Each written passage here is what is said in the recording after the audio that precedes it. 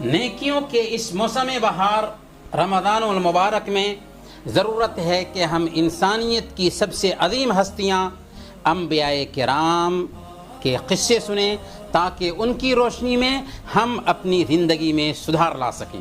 تو آئیے سنتے ہیں پروگرام نبیوں کے قصے۔ الحمدللہ والصلاة والسلام علی قائد الغر المحجلین نبینا محمد وعلی آلہ وصحبہ اجمعین۔ محترم ناظرین، السلام علیکم ورحمۃ اللہ وبرکاتہ۔ پروگرام نبیوں کے قصے میں آپ سب کا استقبال ہے۔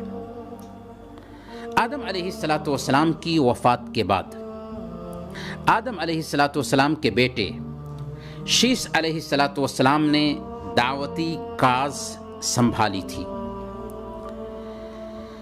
قابیل جس نے اپنے بھائی کو قتل کیا تھا، اس کی اولاد اپنے باپ کے طریقے پر چلنے لگی، ان میں سرکشی آنے لگی، ان میں مرد و زن کا اختلاط بڑھنے لگا، فحاشی عام ہونے لگی۔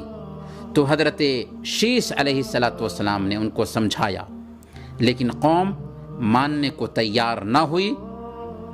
کچھ تھوڑے لوگ تھے جو شیث علیہ السلام کے ساتھ باقی رہ گئے تھے، چنانچہ اللہ تعالیٰ نے ان کے بیچ ایک نبی کو بھیجا جنہوں نے قابیل کی اولاد سے جنگ کی، انہیں شکست دے دیا اور انہیں اللہ کی وحدانیت کی دعوت دی۔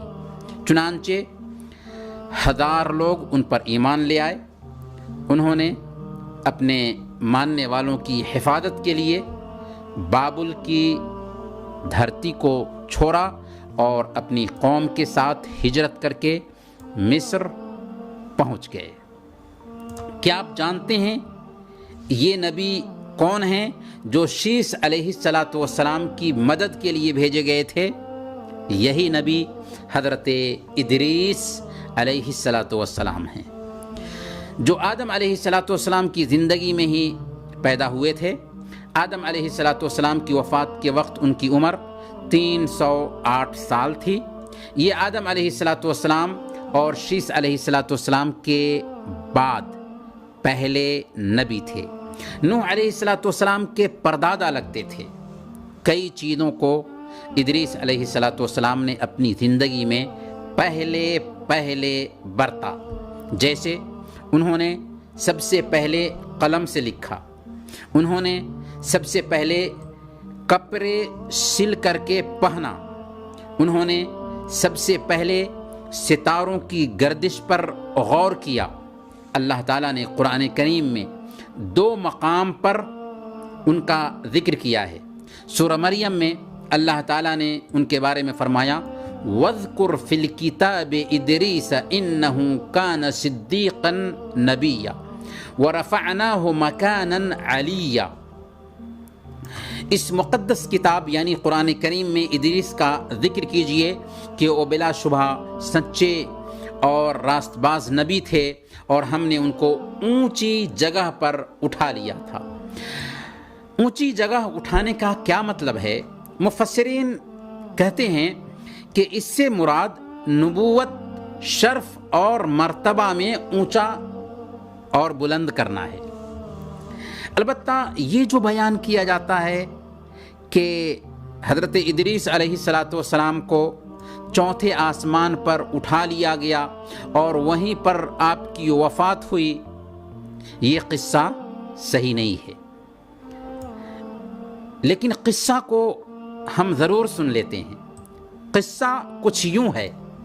امام ابن جریر رحمۃ اللہ علیہ نے تفسیر الطبری میں بیان کیا ہے کہ حضرت ابن عباس رضی اللہ تعالی عنہ نے کعب الاحبار سے پوچھا کہ ادریس علیہ السلام کے بارے میں اللہ کے فرمان وَرَفَعْنَاهُ مَكَانًا عَلِيًّا کا کیا مطلب ہے؟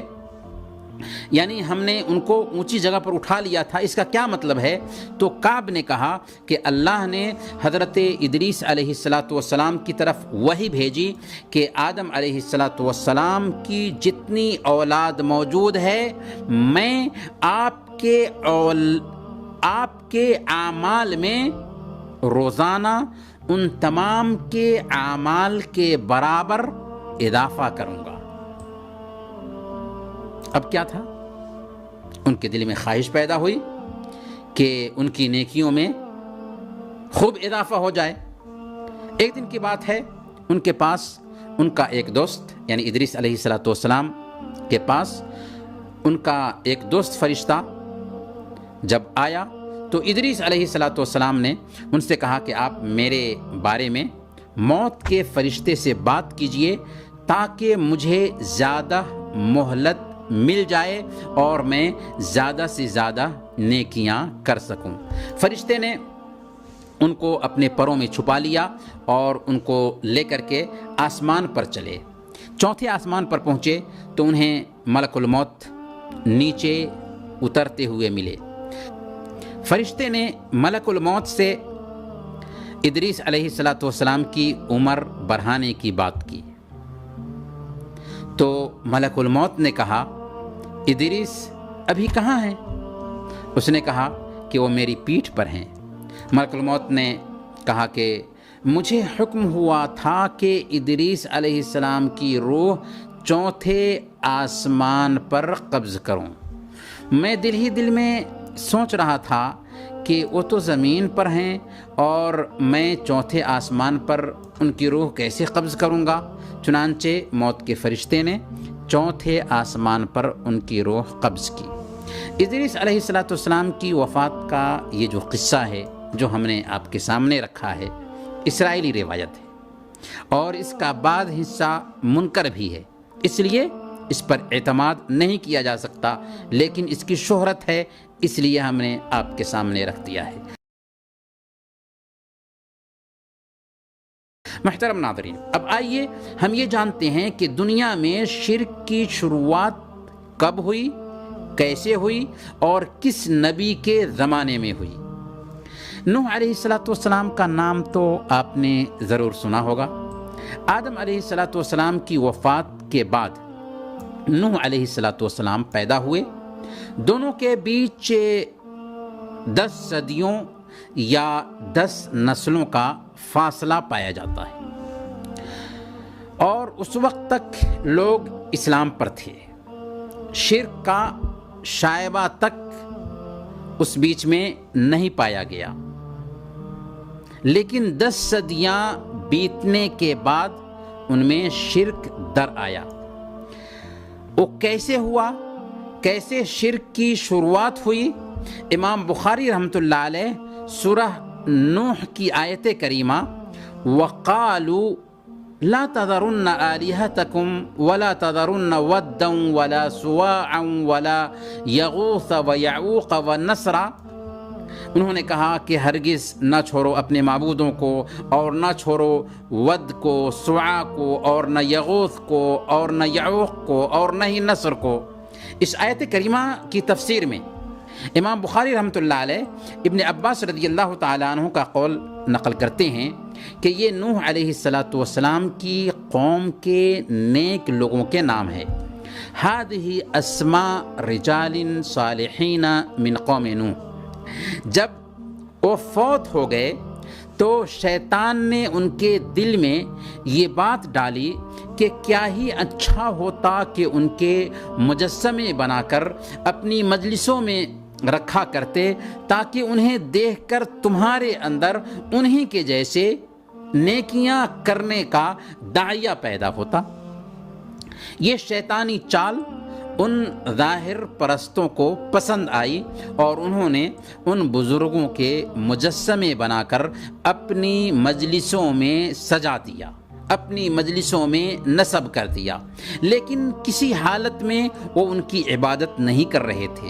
جب وہ بنانے والے گزر گئے اور ان کے کچھ دنوں کے بعد دوسری ان کی اولاد آئی تو شیطان ان کی اولاد کے پاس آیا اور انہیں اکسانا شروع کر دیا کہ تمہارے آبا و اجداد مصیبتوں میں، پریشانیوں میں ان سے مانگتے تھے اور انہیں ملا کرتا تھا۔ اس طرح لوگوں نے ان مجسموں اور اسٹیچوؤں کی ہی پوجا شروع کر دی۔ پیاری بھائیوں، اسی سے آپ اندازہ لگا سکتے ہیں کہ دنیا میں بت پرستی، قبر پرستی بزرگوں کی شان میں غلو کرنے کے نتیجے میں ہی پھیلی ہے۔ ود، سعا، یغوث، یعوق اور نصر یہ قوم نوح کے صالحین تھے، نیک لوگ تھے، جن کو ہم اولیاء کرام بھی کہہ سکتے ہیں، لیکن شیطان نے انسانوں سے ان کی شان میں غلو کروایا، یہاں تک کہ دنیا میں شرک پھیل گیا۔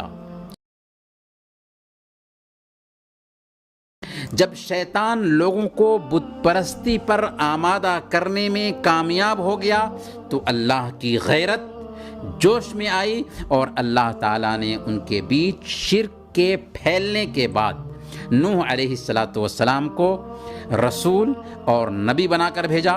قرآن کریم نے مختلف صورتوں میں نوح علیہ السلام اور ان کی قوم کا قصہ بیان کیا ہے کہ کیسے انہوں نے قوم کو دعوت دی، کیسے قوم نے نوح علیہ السلام کو جھٹلایا، کیسے طوفان برپا ہوا، اور کیسے اللہ تعالیٰ نے نوح علیہ السلام کی قوم کو غرقاب کیا۔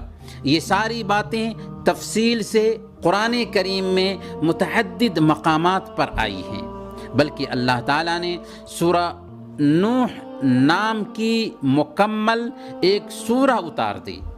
نوح علیہ السلام اپنی قوم کو سمجھاتے ہوئے کہتے ہیں، یا قوم اعبدوا اللہ ما لکم من الہ غیرہ انی اخاف علیکم عذاب یوم عظیم۔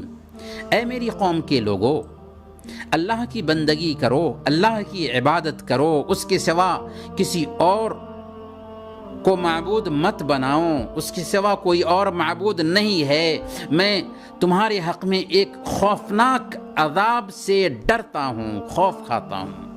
اس مختصر جملے میں نوح علیہ السلام نے ایک اللہ کی خالص عبادت کی طرف دعوت دی تھی، اور یہ بھی واضح کر دیا تھا کہ مرنے کے بعد تمہیں اللہ کے پاس پہنچنا ہے، ایک ایک عمل کا حساب و کتاب چکانا ہے۔ کمزور لوگوں نے نوح علیہ السلام کی دعوت قبول کیا، لیکن قوم کے سرداروں نے آپ کی دعوت کا صاف صاف انکار کر دیا اور کہنے لگے کہ ہم تو آپ کو اپنے جیسا انسان دیکھ رہے ہیں، آپ کیسے نبی ہو سکتے ہیں؟ حالانکہ نوح علیہ السلام نے خود کہا کہ میں ایک انسان ہوں، تم ہی جیسا انسان ہوں۔ جب نوح علیہ السلام کی دعوت مسلسل جاری رہی تو کہنے لگے کہ اے نوح، اگر تو چاہتا ہے یا اگر تم چاہتے ہو کہ ہم تم پر ایمان لائیں تو ان کمزور لوگوں کو اپنے پاس سے دور کر دو۔ یہ کمزور لوگ ہیں اور ہم سردار ہیں، آخر دونوں اکٹھا کیسے ہو سکتے ہیں؟ نوح علیہ السلام نے قوم کو سمجھایا کہ وہ ایسا ہرگز نہیں کر سکتے کہ سرداروں کو قریب کرنے کے لیے کمزوروں کو دھتکار دیں۔ پیارے بھائیوں، یہی مطالبہ کفار قریش نے اللہ کے نبی صلی اللہ علیہ وسلم سے کیا تھا کہ آپ اپنے پاس سے کمزور مسلمانوں کو ہٹا دیں، ہم آپ کی بات سنیں گے، لیکن اللہ کے نبی صلی اللہ علیہ وسلم کو منع کر دیا گیا۔